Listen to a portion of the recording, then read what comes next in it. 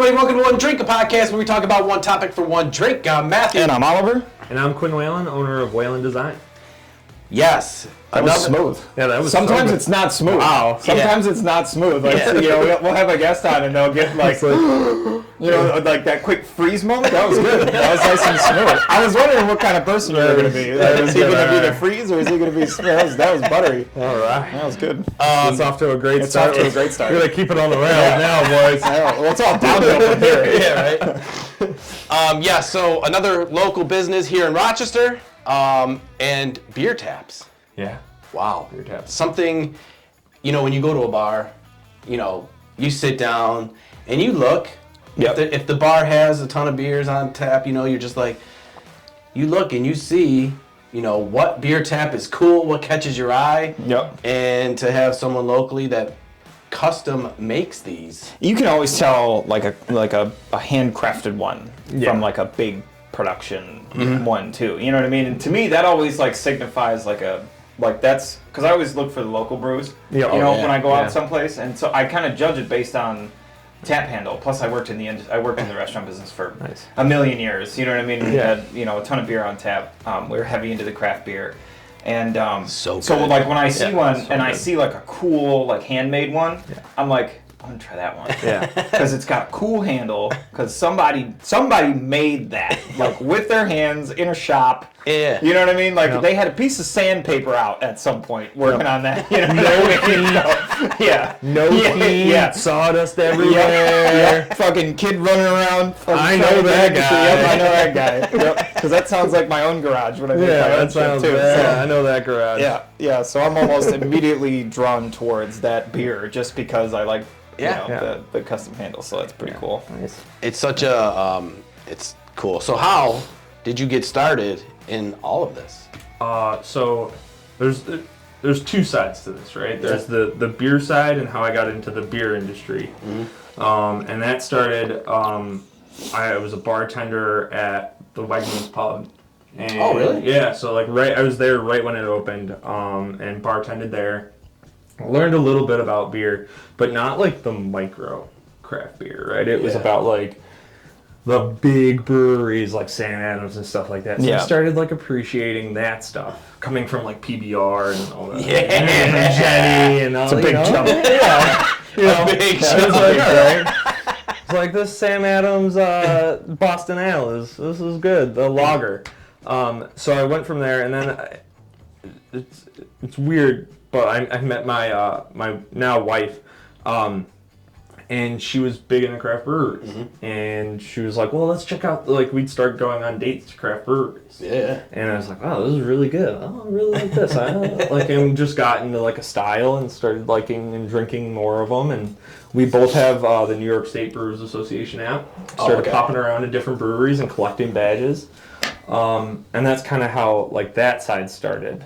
And then I went to BOCES for 2 years in high school. Yeah, I did too. It's like such a great way to like get introduced to like woodworking or just working with your hands. And my grandfather was a woodworker in Rochester. Did a lot of work with like Marketplace Mall and Public Market. And like in between school and everything and just not having the space, when I got my house and got a garage, I just started loading tools into it. And I was like, this is awesome. And I was like, I want more. This is what a garage is for. right now. My garage went to a workshop really fast. Like the life of my garage, I think we had a car in there for like maybe a month or two when we bought the house. And it's... Take it out. I built an office in there now too because my wife wouldn't let me have one of the extra bedrooms in the house like as an office because she has one. Yep. My daughter has a room, we have a room, and then we have a spare room, and I couldn't have the guest room for my office, so I was like, fine, I'll just build one in the garage. My wife thought you were going to get your spot in the garage back eventually. Not anymore. No. Our deal when we bought our house, so my wife was like, you can have the whole one-car garage. I was like, all right. And I was like, cool, one-car garage. What's the next part? She's like, attic. And I was like, you get the attic? And she was like, yeah, but like we're gonna drywall and do all like insulate and do all the wiring. You have to finish the You gotta attic. finish the attic. So really, you had to finish the attic so that you could have the garage. Yeah. Right. I gotta be honest though. So like I did the framing, and I got like the insulation, and we did that together. And then as soon as I got to the drywall, I was like, dude, I'm not doing drywall. I freaking hate drywall. Yeah. No, like I put it up, and she did the seams, and she did more drywall, sanding, and all of that. Dude, than I ever. Sanding mud is the worst. Yeah. And everybody Yeah. knows that I own a painting company, Yeah. and that finishing goes real close hand in hand with painting. Yeah. And I don't touch any of it. No. I got a buddy of mine that was a finisher with the unions for a long time, and he's phenomenal. So anything Come bigger on than over. like a quarter Yeah. in a wall, and I call him. I'm like, dude, I need a patch. I need a patch. It'll be a little square like this too. You know what I mean? Yeah. And it's not like it's that difficult. Yeah. I don't. The worst. It's because I hate sanding. Yes. Sanding is Sanding. the worst thing to do ever. Yes. Is sand. Yes. And I like woodworking too. And sanding I still don't like. I used to do that on cars. Oh, no, So I I did body works at Oh Bosie's. no. Yeah. Auto body. Oh my God. Were you at the Monroe? Yeah. Nice. Out in Was East that- Rochester or whatever. Yeah, was that Yeah. a Lottie? Yeah. So I went. That's hilarious. So Lottie was the teacher when I went, and I went to school. So his daughter and son both went to Honey Eye Falls. So I went to Honey Eye Falls, Lima for high school. Do you know Andy Snyder? Ah, never mind. Man, I was gonna say I'm on a podcast, and now I have to think about it. And But I'm gonna feel bad. If I had a don't. Lottie. He was my teacher, and that's all we did was sand cars to make it similar thing. A wall, a car, and you gotta. You know, Oh man, God, it's the worst. There are people Sanding who- mud though is by far It's a huge the mess. worst type of sanding. Yeah. Like, You think you got it nice and It's- even, and it's the ripple when you paint it, and you're like, yeah, or you go to dust it After you especially paint if it's it. like Yeah. over, After you especially if it's- paint it, oh, yeah, man. that's, Especially if it's over an already painted surface, because the air doesn't have anywhere to go, so the bubbles pop through, and then you got all these little pinholes fucking everywhere, and you gotta go Yeah. cover those again. it's annoying. oh, so bad. Oh, dude. So But- the So we had the woodworking. I got you. I was. So we had the woodworking side there, and then the beer side. And I was sitting at a bar, and they had these amazing beers on, right? But then you look, and just like you were saying, like you walk in and you see all these cool tap handles. Well, they had the little plastic pegs, Oh. and I was like, that sucks. And I was like, all right, we can do better. I was like, I can do better. And I had a lathe. I was learning how to do it again. After only doing it at Bosie's and making like plates and bowls, right? So I had like a huge lathe, and then I went to a smaller one. I was like, well, let me try it. And I made the first, so it wasn't even a brewery, it was a Seed and Stone Cidery. yeah. Was the first one that ever got a tap handle from me. And it's funny because I still have it. I was gonna say, what was your first? And I look at it now, I'm like, oh my God, they paid me for that. now, Now, I did make another one for them, and they had better ones after, so I can say that. And they even know. They were like, this is the first one. they get it and they're like, yeah. We'll put this on the wall. This is a nice fire piece right here. So I still have that, and I look at it, and I'm like, compared to like what we're doing now. And so that was the first one. It took some more time to get better at the lathe and just understanding. And the second one, we did Swiftwater. Swiftwater. Oh, yeah. And that was like where I got to like also play with epoxy. And I tied in like their blue wave, or the wave with like blue epoxy on the top and black walnut. Yeah. And it was really cool. And those are still there. And those are the longest running tap handles I have in Rochester. That's right cool. Now. Just in terms of like when I started, and they're still going. Yeah. That's cool. We did our first with Quimby. I used to be the GM at Quimby's for a long time. Nice. JB Quimby's? Yeah.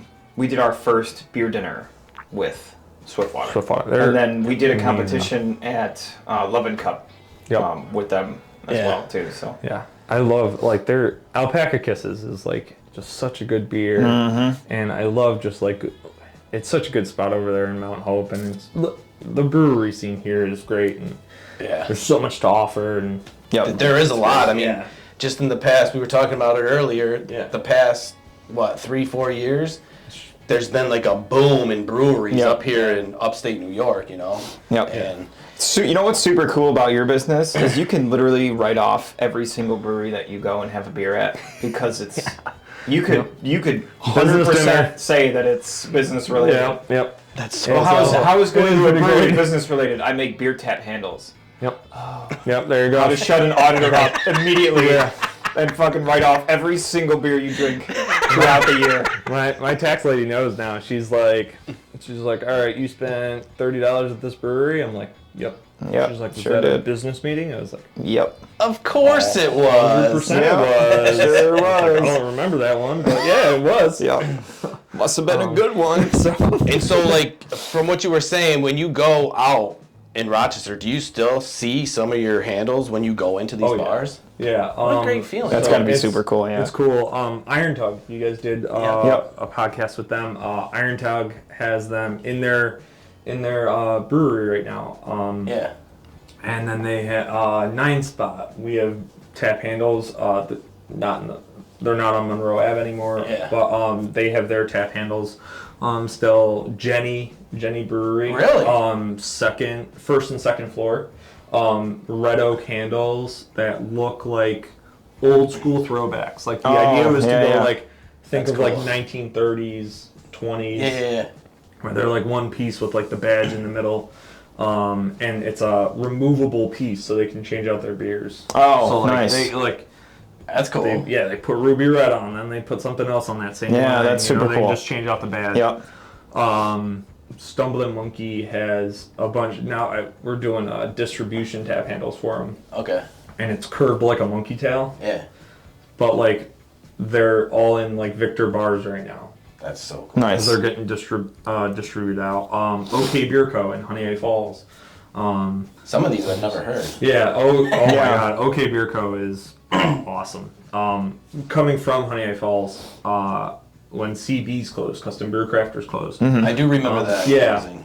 Oh, because they were like a giant in the brewery industry. They were like the first around that were really doing, and that was 25 years ago. They were just old, right? Yeah, they were old. Yeah. It was Three Heads, Lock 32, Twisted Rail, all those breweries like CB like made their beer inside there. Okay.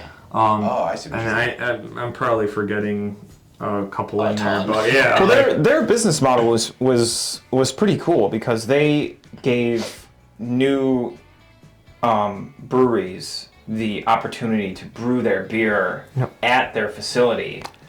So they kind of helped out. Yeah, so like when Three Heads so you didn't have the equipment. There you go. Right. Yeah. That's so cool. they basically just rent out their brewery to other breweries that were just getting started that were taking that step from going from that home brew 5, 10, 15 gallon runs to the bigger ones. And that was a pretty cool idea. It's sort of like it's like the commissary downtown, the community kitchen. You know what I mean? It's that's like what I was thinking. Brewery almost. You know what I'm saying? And so there's not another one like that anymore. Like everyone just has their own brewery now. You pretty much just buy your own tanks now. It seems like the only one that I knew of recently was Grow.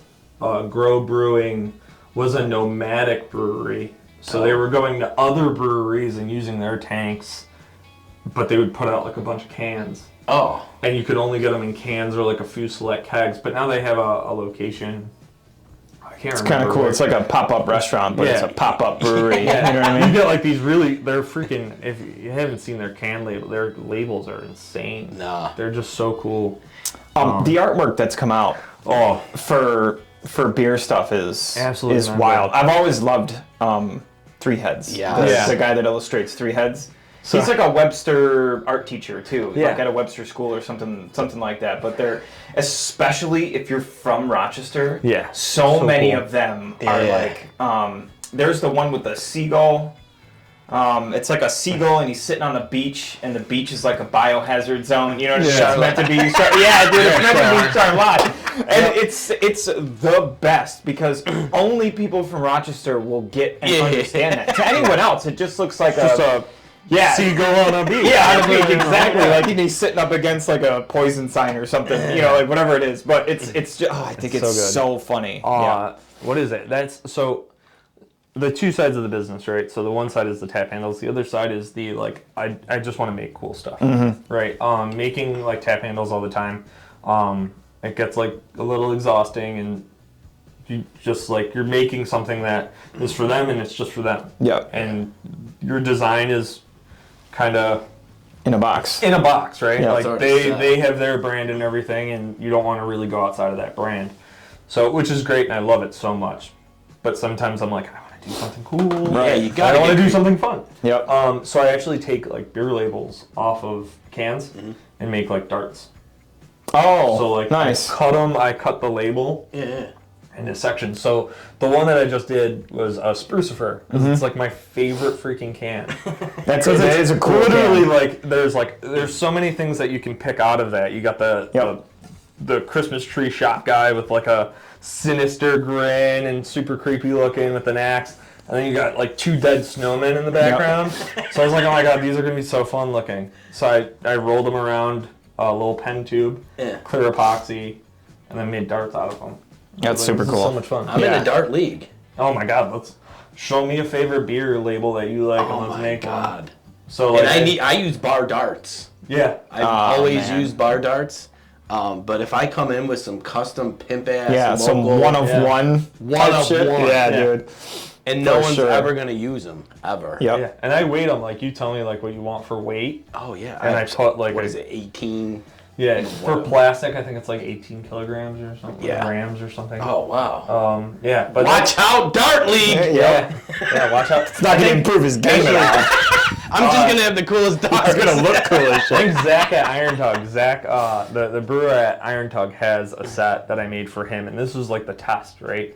I took the Iron Tug labels and cut them out and wrapped them around, and that was the first time I ever made those, and it came out so cool. Of course. I'm gonna start. And let me tell you, that's a good niche to be in, because what I've noticed, the Dart League here in Rochester is huge. Yeah. It's every Monday, every Tuesday. Yeah, there's pretty much Wednesday. a league every day of the week. Yeah. And there's 2 or 3 teams at each bar. Yep. Yeah. It's nuts. Yep. It's so much fun.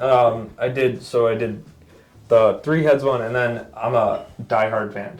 The movie. Yeah. And I thought you were a diehard fan of the show. I'm a diehard fan of the show. Alright, no diehard fan. Just burst my bubble a little bit. It's a movie. This gotta fucking put an emphasis on the movie. I'm a diehard fan. Sorry, the movie. Sorry. So Prison City came out with a beer. Welcome to the Party Pal. Okay. Oh, okay. And it's John McClane, like. It's the part where he shoves the dude out of the window, and again, like just took the part of the label and it was like, this is cool. Wrapped it around. Yeah. Another part, wrapped it around, and it's just like such a fun like thing. That's so cool. See, that's the thing I love about like Rochester is like there's so many businesses that people do that are never talked about or heard of. You know what I mean? Like about beer taps and all that, but you don't know someone that does it. You know what I mean? Yeah. So it's like it's always just it's always cool. There's a Mario Kart table sitting in my garage right now, and it's been like the only holdup is like it's like 22 like and a half inches. And I'm like, it's really cool though, but it's like 3 inches, and it's got like a black road with Hot Wheel Mario Kart figures driving down the center of it with clear epoxy. I mean, that's sweet. And yeah, super cool. Any 90s kid, any like for sure. Super Nintendo, all the way up to like Nintendo 64, right? Like that generation. In a heartbeat, like I know somebody would pick it up. Yeah. But I'm sitting there and I'm like, me. I'm sitting there and I'm like, what am I? So when's it gonna be done? Right. I'm like, what am I gonna do? Is it like a high table? Is it like a coffee table? I kind of got it like as like an dimensions? It's a round table. Okay. It's probably about like this table size, so probably about 22 inches. It'd be like a good side table, like a man cave kind of thing. Yeah. And like the only holdup, gamer table, right? And the only holdup I have right now is like this table's cool, and it's got like a 45-degree bevel on the end of it, like on the underside. And I really wanted to do like kind of like my interpretation of what an epoxy table looks like. But my problem is like, what are the legs gonna look like? And I'm like, because I don't make a lot of furniture, so I'm like, oh, I don't know what these things are gonna look like now. I made my desk with a piece of black walnut. Yeah. Oh. And I did black iron pipes for the legs. Yeah. And it couldn't have been any easier to do. Yeah. But it's cool though, because I made it come out a little bit so I could put like a little shelf on the side so I can, put, little things in. A couple little things on. And it came out super cool. And I remember seeing that. I did an island downstairs. I don't know if you saw the island downstairs that I made. I saw the desk you made. But I did like the butcher block top that you can buy from, Lowe's or Home Depot or whatever. The big I did that on my kitchen, my downstairs kitchen. And then I made like an island that you can move on That's awesome. black iron pipes. It came out really cool, and it was easy to do because I didn't know. I was like, it's different. Yeah. Well, I had this beautiful slab of black walnut. It's 28 inches wide.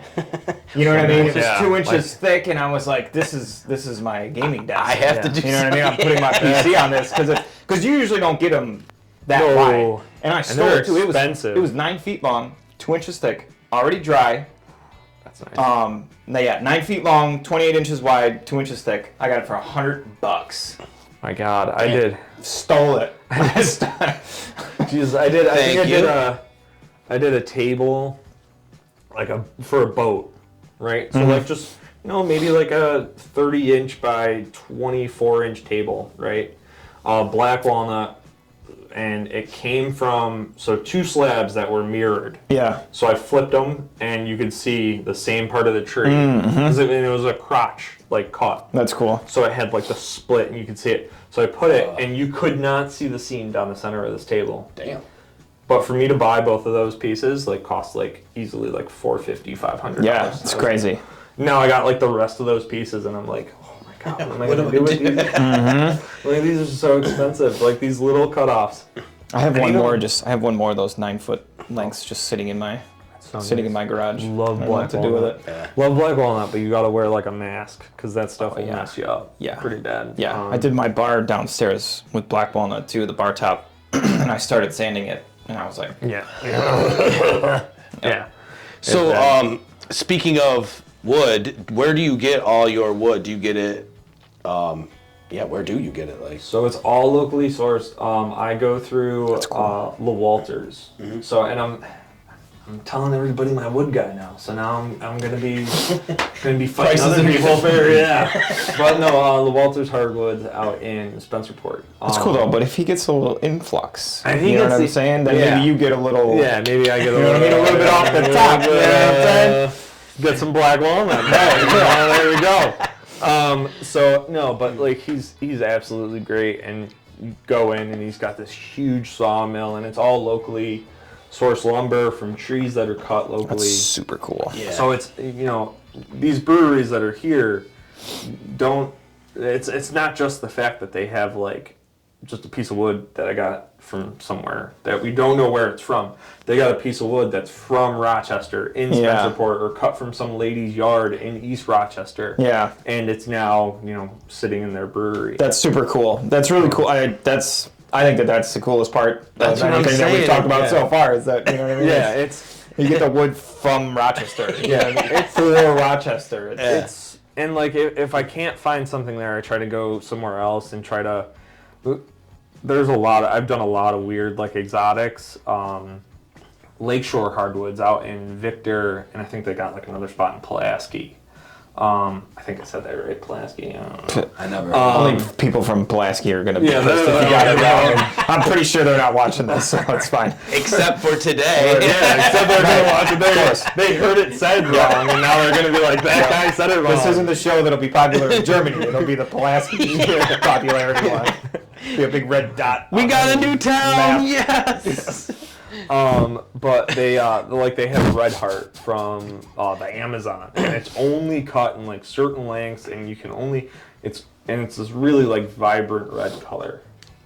I haven't made anything with that yet because it's super expensive. Right. And like these breweries, like they want to stay within a certain price point, and you don't want to give them something that's, you know, $50, 60, 70, keep going up, and somebody takes it because they think they look cool and they want to keep it on their beer fridge at home.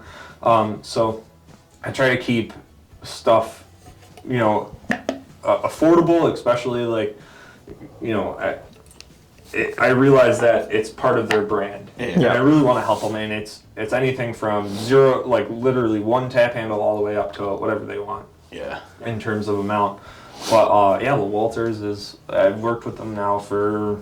I'm gonna have to write that down. It's been like 3-4 years now, and he's great. Great guy. I pull in. It started out in a Honda Fit. Now I have a pickup truck. But when I had my Honda Fit, I had to cut. He only sells in like 9-foot lengths. Right. So I had my Honda Fit, and you would have my wife and I would drive out there together, because like she would just be part of. She's part of the business and like helping me out with designing and stuff. And we would have 8-quarter, so 2-inch thick maple going from the windshield of the Honda Fit out the back in the hatch, and I'm like, I really hope we don't drop this. My mom and my stepdad. Right, you see a bright red Honda Fit with 9-foot like this. Yeah. My mom and my stepdad have a Honda Fit. Yep. And the amount of stuff that we've gotten into that into that car is unbelievable. My mom always says, "Well, it fits in a Fit." Yeah, it's funny. As soon as you said Honda Fit, I was like, oh, "Such a great car." Fits in a Fit. I was sitting She's there. gonna watch this too and be like, "Ah, it fits in a Fit." I told you. Yeah, it was a automatic bright red. It had the sporty the paddle shifters for no reason. In case you wanted to go super fast in a 4-cylinder. And I was like, dude, this is so, we drove out to Asheville, North Carolina, which is like a huge... That's where my mom lives. Oh, perfect. Come on! Oh my god. Freaking 20 minutes outside of it. Oh my god, that thing, I was like, this car's gonna die. We're gonna Fred Flintstone this car the rest of the way home right now. Because I was like trying to go up hills, and I was like, this is so bad. That's why I proposed to my wife out there. Oh, nice. It's the highest mountain east of the Mississippi. Yep. And we hiked up there, and I had her take like a selfie stick out, and she was like, I was like, yeah, and showed her the ring, but didn't say anything because I was so nervous, and dropped my phone and the selfie stick because she was excited. But I was like, don't drop that over the mountain. It's like, we're on the highest point right now. We're definitely not getting that back. Yeah. And then you can get like somebody to drive you down in like a sketchy Jeep Wrangler. For like the low price of $40. But like sketchy Jeep Wrangler. Mm-hmm. Like with 200,000 miles on it. Yeah, 200,000 and it's shaking the whole time on the way down. You would have rather took your Fit. I'd rather just pray the whole way down. I'd rather pray in a Fit than pay for a Jeep. It's funny to like think back of like how it started, and you pull up to like this lumber yard with 9-foot, 12-foot lengths, and you're like, I'm gonna get, 3 boards of this 2-inch thick maple, and you're gonna put it in that tiny little car right there. Yeah. And I got my pickup truck, and he was like, I'm glad you got this. Yep, for sure. It's like, well, you're not a small guy either. Like, you know what I mean? Like, you're like a good sized dude. Plus, in that small car, plus all the wood, and your wife came too. Oh, man. That thing, driving that thing. You gotta do what you gotta do for your business, dude. You know what I mean? Yeah. It's the hustle, man. I think I'm driving like go-kart. When I first started out with my painting company, man, I was putting all my stuff in my dad's Prius. Yeah, and there you go. That is thank God I have low gas prices though. So that's true. But you should have seen me rolling up to people's houses, and they're like, with the extension ladder on top. Is this the painter? Or what? Sometimes like we'd get everything unloaded, and like I'd get started, and then he'd have to go back to get the rest of the stuff. Oh right, two trips. Yeah, two trips. And then like to take the stuff home, I'd have to strategically plan it, so that I was finishing working, and then he could make a run back, so we didn't look like assholes coming back to get more stuff. It was brutal. But you got to do what you got to do, man. Oh, hell yeah. Yeah. So. But then thankfully I did a job for a buddy of mine that owns a mechanic shop. Oh, and nice. we traded, and he had a truck for me. So that's nice. Yeah. That you gotta. when you're in that line of business, just got to do it. you need a truck. Yeah, you need a truck, or you need something with like now I'm looking, because I have a toddler, so now I'm looking at something a little bit more roomy when we have him in the car seat. Mm-hmm. And I'm like, it'd be really cool to get like one of those 4Runners, but then I don't have like that Toyota money is. Tundra is what I want. Yeah, and I'm gonna keep using my old truck until I have enough to get the truck I want. Without compromise. Because I'm not going to get this one that I kind of don't want, and that's going to break, and then that one that I kind of don't want. I'm just going to go from peasant to prince. You know what I mean? Like, that's it. I'm not fucking around. Off-road. Yeah, man, that's it. That's it. Done. But that's it. I'm not fucking around. But they're 50, 60 grand for like a 4-year-old with 50,000 miles on it. I was ridiculous. It's insane. It's funny that you mentioned 4Runners too. We might be like related or something, or to be friends, because like we like a lot of the same things. Because I've been looking at the 4Runners too, because they're sweet, and I have a dog and a kid, and you know what I mean. Like but those 4Runners are nice. But again, they're the same price range as the Tundras. Yeah, and it's wild. Like we so I ended up settling on like the Nissan. Not settling. I was driving down the road in my mom's Honda Accord because I was driving up a hill and the tie rod snapped. Oh Honda no! Fit, and it was in Victor. I was driving home. I work for a company during like the summers sometimes because I'm a teacher during the school year, but then during the summer I like to find something to do. And I was driving home from Canandaigua. Tie rod snapped, and I like pulled it over to the side, put it in park. Called the tow truck, said bring it to this shop. Called my mom, asked for my mom to like pick me up, and I borrowed her car and took a trip down like West Henrietta Road, right? Where all the auto. And I was like, who's got a pickup truck? I was like, all right, you do, let's go. And it was a Nissan Frontier, all black. I was like, let's go. I was like, that's it. Get it. So now that's my shop truck. Yeah, Got my stickers plastered on the back of it. There you go.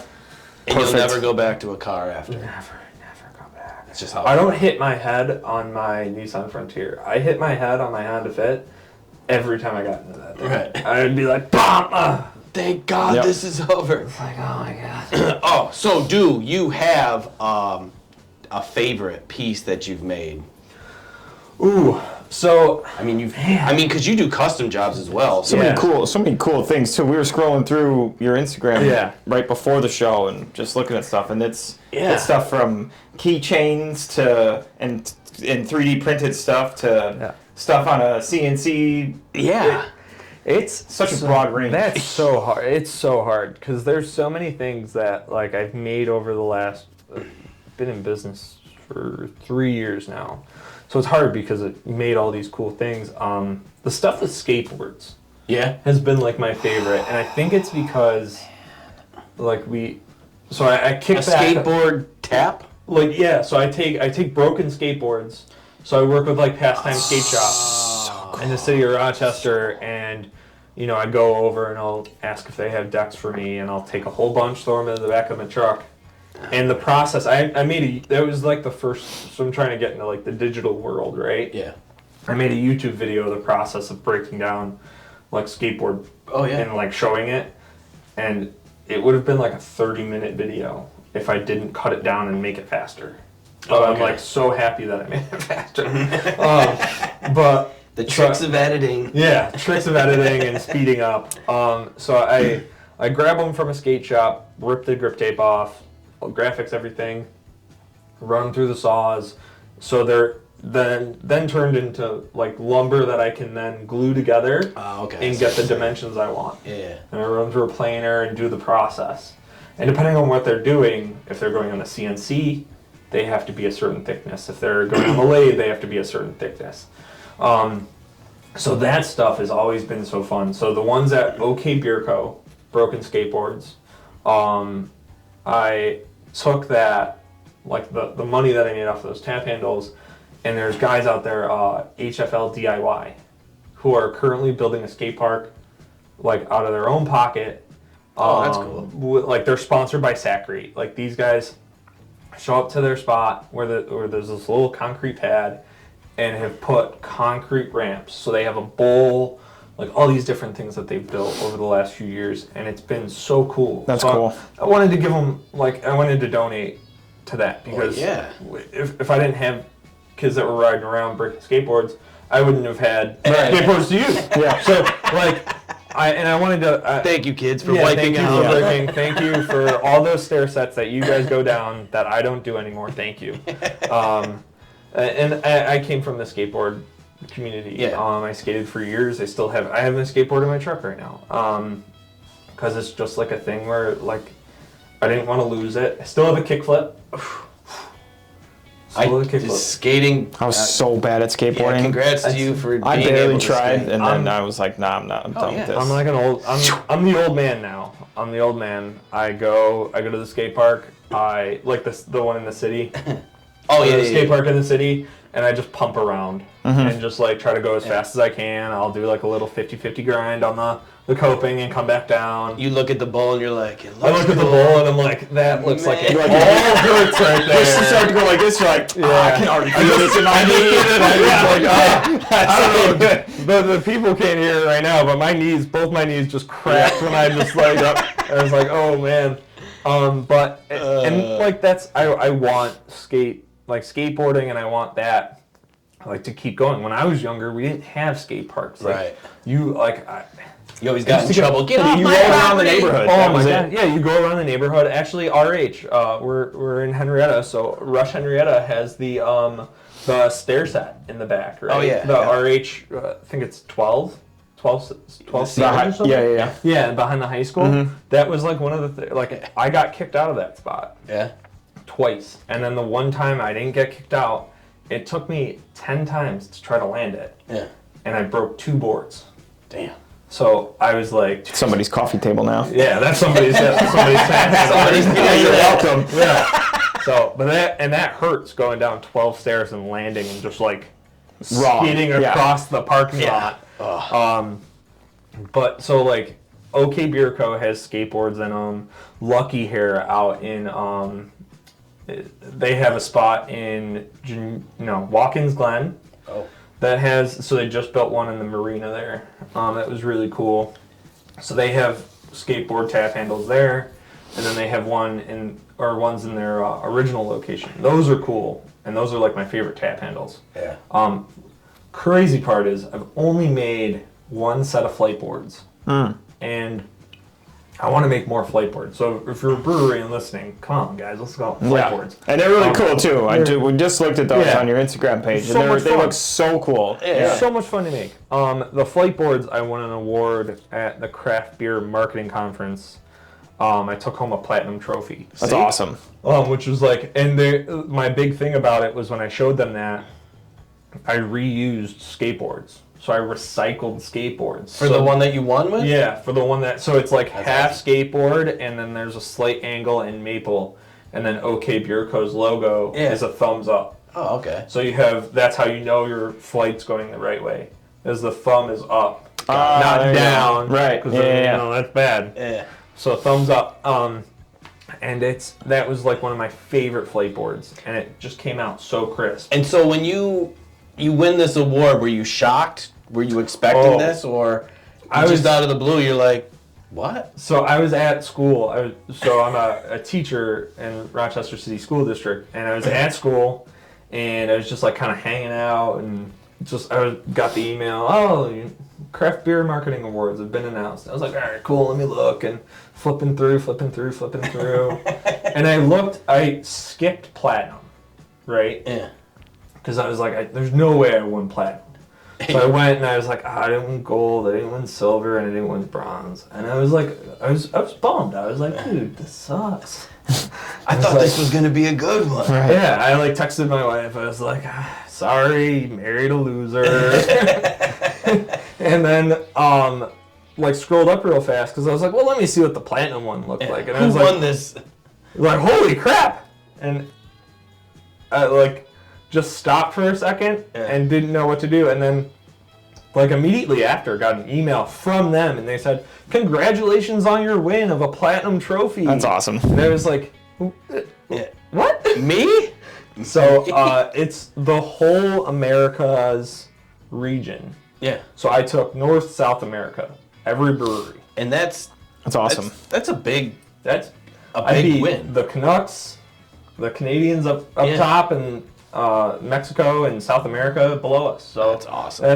That is crazy. So cool. That's so cool. Yeah. And unexpected too. I'm assuming, right? Like and so it's sitting. I have the trophy, and it's made by Taphandle Company. The trophy. Oh. So it's got a bottom that you can take off, and it could be a beer tap. Come on. That's cool. But it's like it's called the Crushy. Is the name of the award.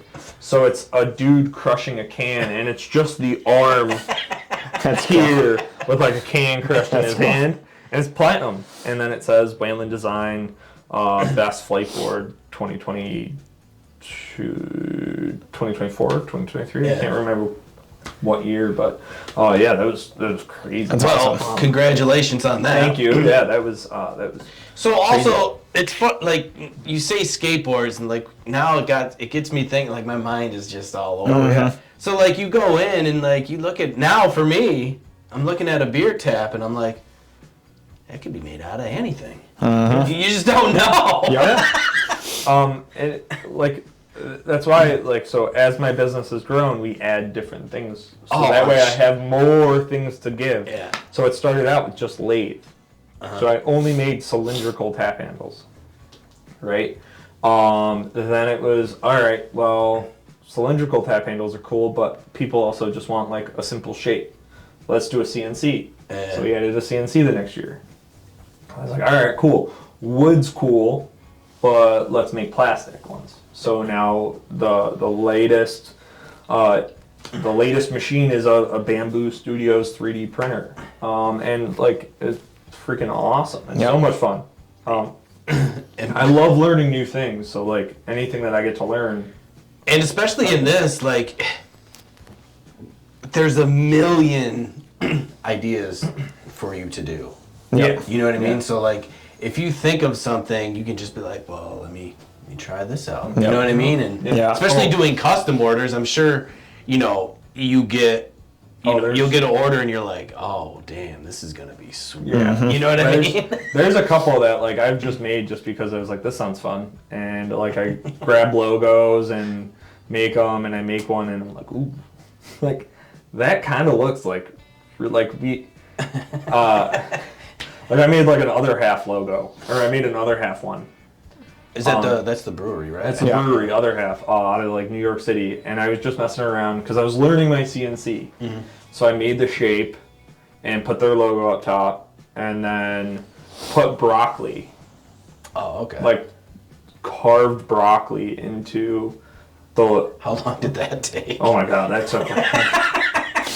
That took forever. You just on the CNC. Oh. So on the CNC, I cut it out, but that was like a 45-minute total process, which is super long for like the CNC. I'm not patient, so that was long. Mm-hmm. So hurry up. Especially when you're staring at it, like watching it do its thing, and you're like, dude. I sit there when the CNC is running sometimes, and I'm like, you can't leave it, because if something happens, the bit snaps, it goes rogue. Your piece comes unclamped and moves. It doesn't turn off. It just keeps cutting. So like, you just have to stare at it. Scary, yeah. So I'm sitting there and I'm like, oh, what can I do while I'm... And then like I'm in a garage with right now currently only 2 outlets. That's fun. So like one outlet has got the CNC, the other outlet's got like maybe my computer, or it's got the speaker, or it's got one other machine, but I can't have it overload the CNC. Yeah. So it's like a very low, like a sander. Yeah. Which we know how we feel about sanding. Mm-hmm. I'm not sanding. No. So I'm waiting until the end. Yep. But did this other half one, and I spray painted it like hot pink. And then did little green, I had like a green Sharpie pen. Did green for the broccoli and the logo. And I was like, that came out so cool. Yeah.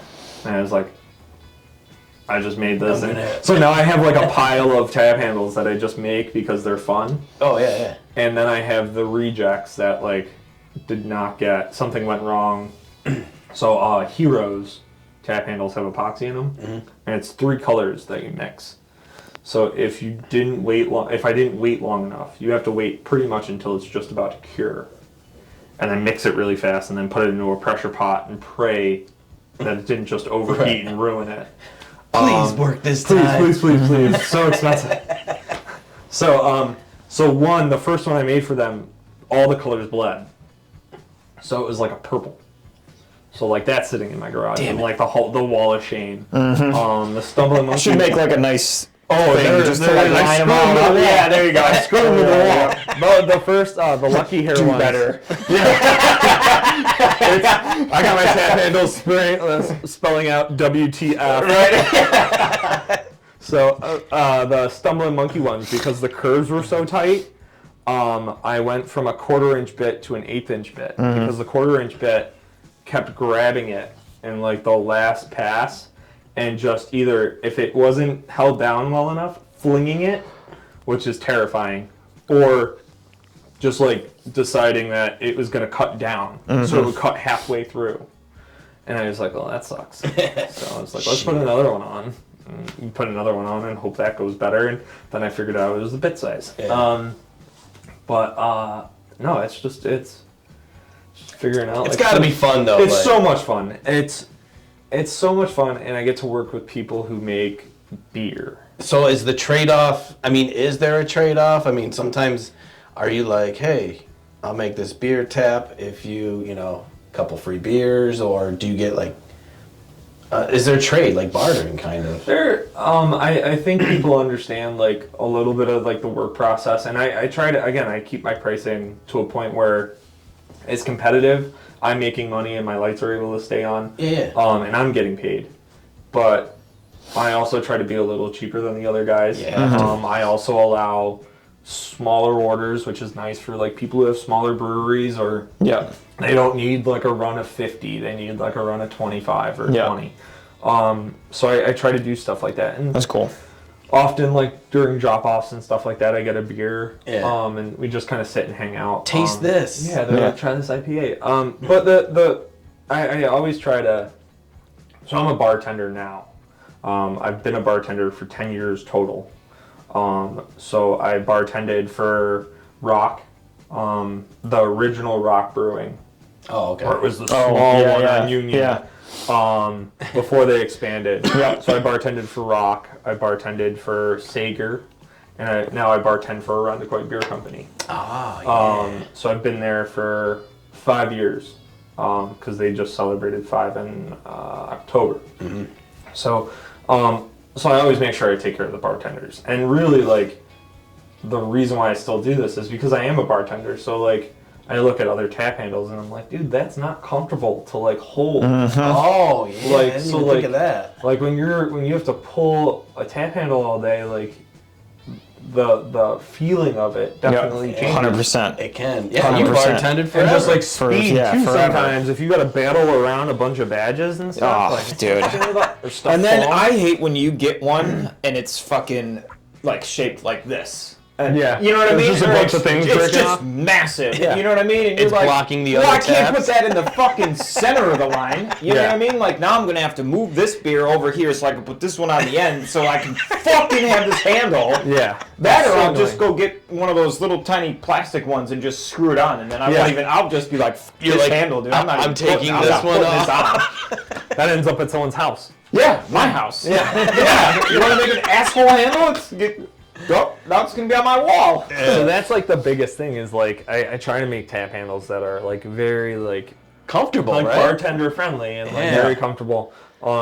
Comfortable. It's just something that, that's another thing, like we're talking about beer. I never would have thought of like, that aspect of it all. Yeah, from the restaurant side, with the bartender's side. Dude, that's why I always wish that there was a... So when you buy like a quart of oil, there's like that clear plastic strip that goes down the side of a... I wish that was on cans of beer. So that when the bartender is walking by, you don't have to ask somebody 100 times. Like, especially if you don't know how fast they drink. You know what I'm saying? Because when you get a regular and they're drinking a can of beer, you know how fast they drink a beer after a while. But if it's a brand new customer, especially like if they don't know to put their can up, like they need another one, or you know what I mean, they don't know that little etiquette. You doing okay? Yeah, I'm good. 5 minutes later, doing okay? Yeah, I'm good. It's so. You doing okay? Yeah, I'm good. You know what I mean? Like then you start to feel like you're pestering that, and then of course when you take that moment, you're like, you know what? I'll wait. They'll be like, I need another. you're like, fuck, man. You're freaking thirsty. But if there was that little fucking strip down the side of a can, you could just see. Be like, oh, he's got a quarter left. I'm gonna go see if he wants another one. Well, that's how it is. Like it's with so nice. It's a brilliant idea. Just right. Yeah, like the mug clubs now too. All the mug clubs are like the big, the cool ones with the handle. And like sometimes I'm like, when I'm working bar, I'm like, look, here's still good. And like you're kind of like peering over. Yeah. But like a lot of our regulars who are mug clubbers now know like I'm gonna slide that forward, and the bartender knows like to pick that up. So it's really just been like cool to kind of still have that. And I love bartending. Like you just get to work with people who love beer, and you get to like learn the process of making beer. And let's be honest, the stories you hear. The stories are great. Are just, I mean, between the two of you, you could probably do your own podcast. Just on bar stories. Yeah. Bar, yeah. Yeah. This week we're talking about Susie and what she did. Yep. Oh my God, it'd be unbelievable. And just like, I'd never remember anybody's name though. Yeah. Just make maybe like 4 people. Whose names I'm so bad with names. Yeah. Like unless you came in almost every day. Yep. Forget it. Well, I'll remember what you drank and ate, though. Right. You know what I mean? Be like, oh, yeah, yep, that's a PBR and a shot of Tully. Got it. Yep. My, hey, buddy. Matt's here. Cool. Just pour whatever. Matt used to walk in. Wouldn't even get to the bar. I'd pour him an IPA. Yep. I'd put it somewhere, and he'd come up to the bar, and I'd be like, I'd just point to the beer, and he'd be like, Yep. That's when I started getting into the IPAs, because I used to drink, Jenny, Bud, whatever that was. Yeah. And then one of the bartenders at Quimby's had accidentally poured, I think, a 3-head kind. The kind. Yeah. So I sipped it. I was like, oh wow, this is pretty good. Yeah. And so she had warned me. She was like, they are stronger than the other beers. Yeah. I was like, yeah, whatever. Right. Do. I had 3 of them, and I was like, they're strong. I was like, holy shit, I'm pretty drunk right now. Yeah. But that's when I started getting into the IPAs and now tasting all the different kinds of IPAs out there. And I even went to the Beer Expo last year. Oh, it's so much fun. Will Cleveland does a great job with that. It's so many beers that, I mean, there are some shitty ones, don't get me wrong, but for the most part, there's a lot of good ones. Yeah. And like I've gotten hopped out over this like the last couple of years where like it's just like IPA. So like I'm really excited to like try like the Kolsch's and like the lighter stuff now. Yeah. Kind of go back a little bit. Yeah, go back a little bit. We were just at Strangebird the other night, and we did they had a Luker side pull.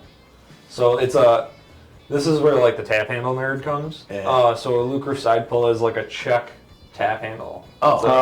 So it's made for like a specific type of beer, typically a lager or like a pilsner, and it produces like a nice foam on the beer. Oh shit. But they're side pulls instead of like down. Okay. And they had an Italian pilsner on it, and it was fantastic. But like I look for those now when I'm out. I'm like, and I'm trying to replace a Luker tap handle because like I just want to like pull one apart and like just make something cool. This is the one that goes from the side? The side pull, yeah. I just want to pull one apart and make one cool. Now is that something that you do now, or is that something you're going to have to get into, right? I'm going to have to get into it, but like you have to, the hardware is where I would have to look at. Because the hardware for like any tap handle set up different completely. Yeah, it's a totally different. It's all metric, right? For the Luker tap handles, but all the U.S. tap handles are 3/8/16. So if you can go to Home Depot and pick up a 3/8/16. So is it kind of like universal throughout all the bars that you're just like everything's always the same size? Every barrel, everything always screws on. And now, do you guys like? Okay, so say you make these, right? And you're at the bar, you're a bartender, and blah blah blah. I mean, people sometimes got to be asking you, "Yo, can I take that home?" Or what are you gonna do with that? You're like, oh, can I get that when you're done? So with what it? do you do with it? No. Do they return it? So the distributors come and they'll do like a big like take back. You know what I mean? So like you get a new beer, you get a tap handle. Yeah. If you haven't had it in a while, usually ours used to stop by like 3 or 4 times a year, he'd go through all of our tap handles, you know what I mean, and see like, okay, well, we're never gonna, we don't even sell that anymore, or, you know, that and they went just out of take it business, back. or, you know, you haven't ordered that in months, so they would just take a big group of them back with them. Yeah. So, however, some do go missing. If it's not like they had it categorized and on file. Yeah. You know what I mean? So like, he would go in and just find some and just take some back. Got it. And if it's not like he'd be like, so where's this Dale's Pale Ale? You know what I mean? And we'd be like, who the knows? You know what I mean? It's Who's definitely Dale? not at my house. I'd be So, curious you to know see. what I mean? Whatever. But I'd be they go curious. missing all the time. Yeah. And if your distributor came in and you had no tap handles, they would be pissed. You know what I mean? There would be an issue Something's with that. not I don't really right. know what would happen, but they would be upset with that. They'd call him to make some more, and then If some go missing though, they account for a loss with those. Yeah, so because I know like some breweries charge the distributor. So they're like, all right, this is the price that we have to have for this. So if this tap handle doesn't come back, we keep the deposit. Okay. I see you what you're pay saying. a tap deposit pretty much. And there's certain breweries that I do like that I've worked with where I'm like, you might want to like ask. Yeah. Because like, and that's been the one thing we were talking earlier. Like, I'd love to do a metal tap handle, but a lot of breweries are scared of it because Too heavy, like not even heavy. It's liability, someone walks in and they're like, "That's a really cool tap handle," and they're like, they wait for it to go or come off, and it's gone. Right. So like that's the big thing. So that's why like I'll make metal tap handles, but for the most part it's like wood and plastic. Yeah. No, I have a collection of tap handles that I've gotten over the years just from other breweries. Like collecting them from other Like I find them on like Craigslist. Like I found Custom Brew Crafters tap handles. Which have closed, and somebody had like a pile of them just laying around. So I found one and paid for take like that. Now how expensive can these get? Like hundreds of dollars. We get crazy. I always like tell people, I'm like, listen, like if anything goes wrong, you call me, I fix it. Yeah. If anything I stand by my product, and I always have. And that's the big thing. Like I don't want to put something out that looks like crap. yeah. I want to make sure you're happy with it, I'm happy with it, and that's it. You're not just buying me, you're buying a guarantee and a promise that it's going to last. So I normally start them at like $20. Mm-hmm. So it can range from 20 to, the highest, 500? Not even? So I haven't reached that high yet. We get like the highest it was at, and this was before they were like, well, we're going to do this. We're going to do more of a bulk order so that way the price will come down. Oh, I see. So I did, it was originally priced at like, I think 75 or 80. Yeah. And they were like, can we do a bulk order? And I brought the price down. Yeah. So that way, like if you ask me to make 50 tap handles, I'm going to work with you on pricing. Yeah. I'm not going to like leave you out. But really where it comes like to those higher amounts is where someone's like, can you make a one-off tap handle that has like all these crazy logos and stuff like that. Super custom. Yeah, super custom, and I want it to have like epoxy, and I want it to be like this type of wood and all this stuff. And the longer I'm at my CNC designing, or on my 3D printer designing, the more I have to charge. Yeah. So if I can whip something up in 30 minutes, I'm only charging you half my time. Right? Yeah. But if it takes me hours to do it in multiple trials. Oh, yeah. See, I never thought of that. So you're like, you're building it, and then say you mess up just a little bit, you're like, well, there goes that piece. I gotta start over again? Or I show them and they're like, can we tweak this a little bit? And I'm like, yes, we can. I was like, Sure will. I guess so. Yeah. So in the designing process, like it's very back and forth, and we kind of go. There's emails, and I show them the file before I cut it. Course. So it's almost like a tattoo, you know. You're yeah. Like, all right. The placement. And they check with you 5 times, and then they're like, yeah, you know what though? Sure? At least you can get more wood though. You only got so much forearm. You know what I'm saying? They mess you up, can't you're like, get new forearm. like, ooh, I'm not getting this lasered off because that hurts more. It's like my shoulder. It's like, God damn it. At least I don't have to look at it. Fuck. Yeah. So, anything else about beer taps? No, I think we covered. I think we covered a lot. Yeah, too. we covered a lot. Yeah. That was we'll obviously put all your information in the description down below, but just let everybody know where they can find you, how they can get a hold of you.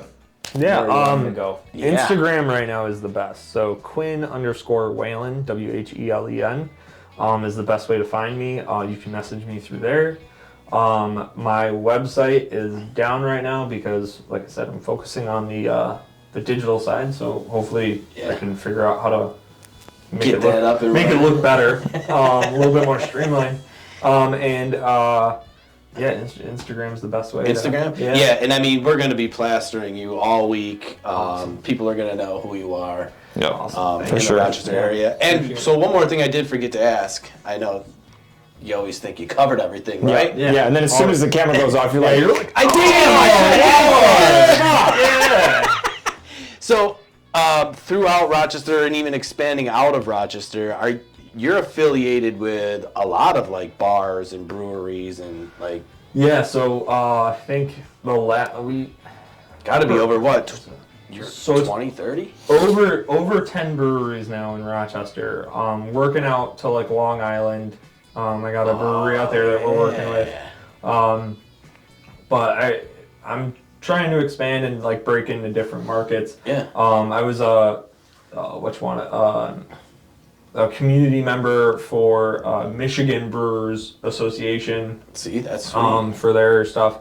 Went to the New York State Brewers Association because I want to support New York breweries because they're amazing and I love New York beer. And you know, so I'm expanding. Yeah. So just for example, so say someone from Detroit saw this, like a brewery, right? Yeah. They're like, oh my God, let me check this out. And then they're just like, hey, can you make us? And then kind of just like that, it just hits. Ting. Yep. Yeah. That's sweet. And so they're watching our show, they subscribe, they see your taps, they buy. Yep. And it's a win-win deal. Yep. There you go, man. That's perfect. I like it. Yeah. Come on, Detroit! Yeah, let's go. Let's go, Michigan. Yeah. So, it's just growing, and I'm planning on getting back into like some art shows this year, just because, like I said, I miss just making like fun stuff. So, we do festivals with our other half, and I think if you brought beer taps. Did you feel the pain in bringing up doing vendor events? Yes. I know that pain too, so I felt it. We do. After dragging, and that's why it slowed down. Was it that obvious? Oh, it just moved a little bit. You're dragging, you probably dragged you have to put up the thing. The last thing you wanted to think of today was doing a fucking event. Yeah. And you had to bring it. You brought it up. You brought it up. So stupid. So. The canopies and the tables, man, that's the worst part, right? The whole thing. Both of our fiancés make shit. Yeah. And we both, help do the shit. Yeah. For them making shit. Yeah. It's, oh man. It's tough. When I do that, I make the consumer stuff. Yeah. So it's a little bit less because not everybody has a kegerator at their house. Mm-hmm. So I make bottle stops for wine and whiskey. Oh, okay. But I make stuff that I think is funny. So I made a blue epoxy with a little yellow duck. Uh-huh. Because there's Jeep people who put yellow ducks in their cars all the time. Dude, I see that all the time. You know what would be sweet? Let's go. Idea. Let's hear it. So I have this little. It's not even. I don't even know where I got it from. But it's just a piece of wood, and then it's got a bottle opener on it. Yeah. And then a little. catch fan tray. Holds a mason jar. Yeah. And you pop the top, and then the top falls in the mason jar. Yep. But one of those made out of the fucking skateboard board would look so dope. Oh man. Yeah. Done deal. Done deal. That's because then I don't have to make it. I'm just like, hey man. Hey. What's up, dude? You need got a some bedroom painted or something? Got some skateboards. So that attic needs painting? It's a pain down, girls? I'm always down for a good trade. There is a ceiling that needs to be painted. I hate ceilings. Quite good at ceilings. It's a basement ceiling, and it's got the joists like shown. Oh, yeah. So I just want to spray it black. Bro, I do those all the time. Let's talk. That's funny. I'm in, dude. But yeah, so I planning on doing some craft shows this year and just getting back into that a little bit, having some fun. And that's cool too, because I mean that honestly, as much as they are what they are. There's a lot of local small businesses out there trying to just get to know each other. And once you start knowing all these other different areas and different vendors, so it is cool on that aspect. Yeah. All the other stuff, setting up and getting ready for it. So that's the worst. But that's why so I got to get you guys to this part. You got to find the ones that are either at a brewery. Oh, I know. Because those are the best. Or you got to do one that has like coffee, has like a coffee stand. Oh, because those are also great. Yeah, the coffee. Like the coffee pop-ups, I think Mercury and like Winter Swan do like coffee pop-ups. So what we're going to try to do is, we always try to go to breweries and just film from there.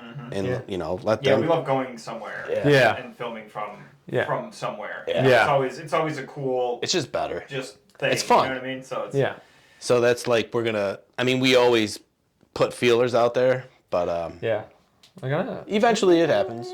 We're not in any rush or anything. Maybe we'll go do one at your wood guy's place, and then everybody will know. Yeah, the walls. Oh my god. Then he's good. What? He does make like furniture too. So he's got like two sides of it. So he makes these huge, crazy. Dude, then we could do like a video of like us learning how to do like stuff at the mill. Oh, yeah. Sawmill stuff. So down. Or I was thinking we could just get a bus and do a brewery tour. If it was first half of that show would be good. So if it was it the sucked. second half of that show would suck. Mumbling and if it wasn't so cold out, I would have said come to the shop and we'll like crack a beer, hang out in the shop. Oh, in the summer for sure. And we'll do that because I have a dartboard and you can kind of see like the whole setup. So then you can test out your new darts. Of course. So you can order your new darts. Yep. And then when the weather gets nice, we just go and hang go out. pick them Go up. hang out and shoot some them a darts. couple of times. Yeah. See? That's when I'll hit all the bowls. Yeah. And then when I get to the league, you'll miss them all. Wah, wah, wah. Yeah. So. Like, dude, can I try your darts? No. Not I don't anymore. even want you to look at it. Because if someone tries them, you know what's going to happen. Yeah. He's going to pick them up. He's going to be like, ruin it. he's going to be like, these are fucking sweet, blah, blah, blah. Give him your name, that's fine. But this asshole is going to be like, bull, bull. You know what I mean? Yeah. And I'm going to be like, no, dude. Yep. That's why I... Taking all the luck out of the darts, dude. Yeah. You just tainted my next couple of shows. Yes, so that is our one drink for the show. Thank you for coming on. Thank you guys for having me. It's been an absolute pleasure. And don't forget, It was guys, awesome. We love to do shows with local businesses. We've got a ton of them already. If you'd like to go see those, you can find us everywhere where you like to listen to podcasts. Indeed. We're on Spotify, iHeart, Apple. We're everywhere. YouTube as well. You can see the full videos and you can see our great faces, his awesome beard.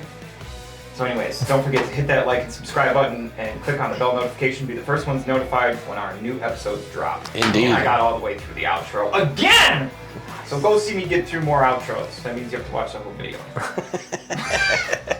Anyways, guys, don't forget you can find him at Quinn_ Whalen, two N's in Quinn, Whelen, and Instagram. Thank you. So go check him out. Anyways, guys, until next time. See ya. See you guys.